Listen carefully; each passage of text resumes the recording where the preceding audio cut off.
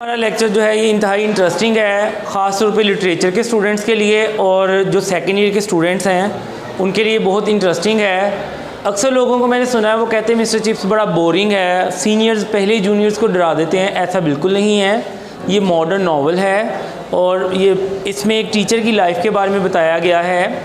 आपको मैं आज कोई की पॉइंट्स बताऊँगा जिनको एक लेक्चर में आप याद करके मिस्टर चिप्स को फिंगर टिप्स पे कर सकते हैं। सबसे पहला जो आपने एक पॉइंट माइंड में रखना है कि मिस्टर चिप्स का कोई भी क्वेश्चन आए आपने उसको पास्ट में लिखना है, क्योंकि पास्ट इवेंट की हम बात कर रहे हैं, इसलिए आप ये याद रखें कि आपने सेकंड फॉर्म ऑफ वर्ब में इसका आंसर देना है।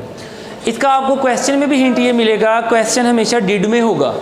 जब क्वेश्चन डिड में हो, क्योंकि ये पास्ट का हेल्पिंग वर्ब है, इसका मतलब ये कि आपने सेकंड फॉर्म ऑफ वर्ब में उसका आंसर देना है। अब इसके मेन पॉइंट्स को हम देखते हैं। सबसे पहले आपको इसके राइटर का नाम पता होना चाहिए। जेम्स हिल्टन जो है ये इसका राइटर है। क्वेश्चन आ सकता है कि who is the writer of mister chips, short question में। ये करैक्टर नावल है। करैक्टर नावल से मुराद ये है कि मिस्टर चिप्स मेन प्रोटैगनिस्ट है, मेन करैक्टर है, उसकी लाइफ के डिफरेंट इवेंट्स को बताया गया है। नो डाउट हम नावल में तमाम पॉइंट्स को तो कवर नहीं कर सकते, लेकिन करैक्टर नावल में हम कुछ चीदा पॉइंट्स के बारे में बताते हैं उस मेन करैक्टर के बारे में। मिस्टर चिप्स का ओरिजिनल नेम जो था वो मिस्टर चिपिंग था। वो बच्चों में बड़े मकबूल थे, बड़े वो फेमस थे, इसलिए बच्चे और टीचर्स या सभी उन्हें मिस्टर चिपिंग प्यार से कहते थे। तो ये क्वेश्चन आ सकता है कि मिस्टर चिप्स का ओरिजिनल नेम क्या था या पूरा नेम क्या था। वो था मिस्टर चिपिंग, बच्चे प्यार से उन्हें मिस्टर चिप्स कहते थे। ये एक बायोग्राफिकल नावल है। बायोग्राफिकल नावल से मुराद ये है कि एक शख्स की लाइफ के डिफरेंट इवेंट्स को बताया गया है। नो डाउट ये एक फिक्शनल कहानी है, लेकिन जेम्स हिल्टन ने उसको इतने इफ़ेक्टिव वे में बताया है कि हमें लगता है कि हम मिस्टर चिप्स के साथ ग्रो कर रहे हैं। बचपन से जवानी से बुढ़ापे तक का सफ़र उनके साथ तय करते हैं। उन्होंने 45 साल जो है वो टीचिंग की है और उसके बारे में हम देखेंगे। मिस्टर चिप्स को अपने स्टूडेंट्स के नाम याद रहते हैं। पेपर में अक्सर एक क्वेश्चन आता है, मिस्टर चिप्स के किसी स्टूडेंट के बारे में पूछा जाता है, हु वाज ही। ये पॉइंट्स आपने अगर याद रखने हैं तो आप इनकी एज को स्कैन करने में आसानी आपके लिए होगी। 65 वर्ष की उम्र में वो रिटायर्ड हुए हैं। 1848 में वो पैदा हुए हैं। जब उनकी शादी हुई तब उनकी एज 48 साल थी। 48 में अगर आप 48 मज़ीद ऐड करें तो 96 बनता है। 85 की एज में उनकी डेथ हुई है। 48 में अगर आप 85 ऐड करते हैं तो 1933 तक आप जा सकते हैं। तो एक 48 को अगर आप माइंड में रखते हैं, 1848 को सारे इवेंट्स आप उससे कवर कर सकते हैं।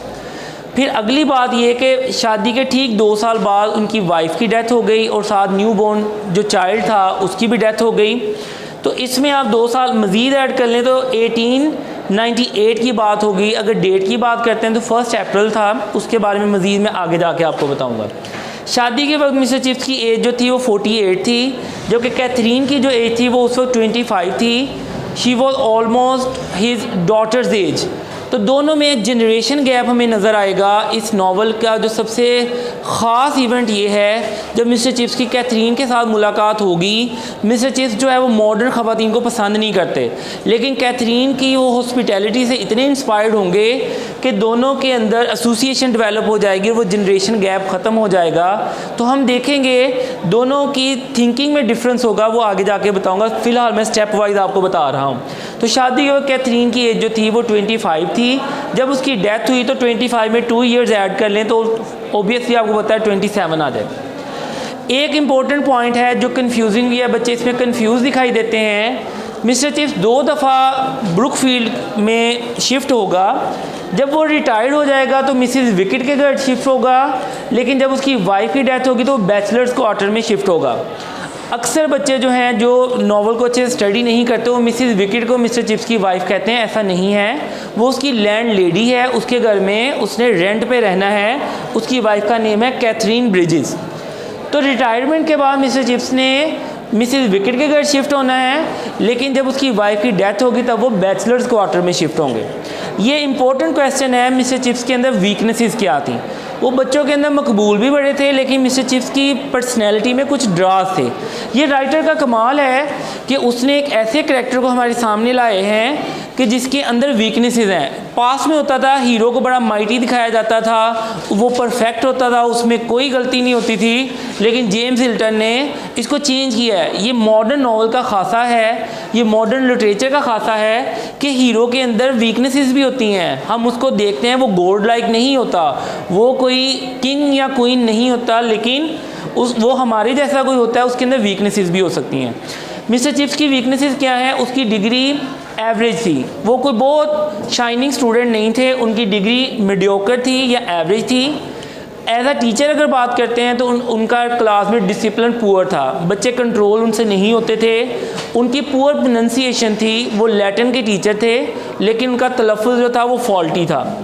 ये पॉइंट जो है मिस्टर चिप्स स्टबन थे, वो ज़िद्दी थे। ये पॉइंट आगे जाके बताऊंगा जब राल्स्टन एक हेडमास्टर के साथ इनका क्लैश होगा, तब हम वहाँ देखेंगे मिस्टर चिप्स जो हैं वो ज़िद्दी भी हैं।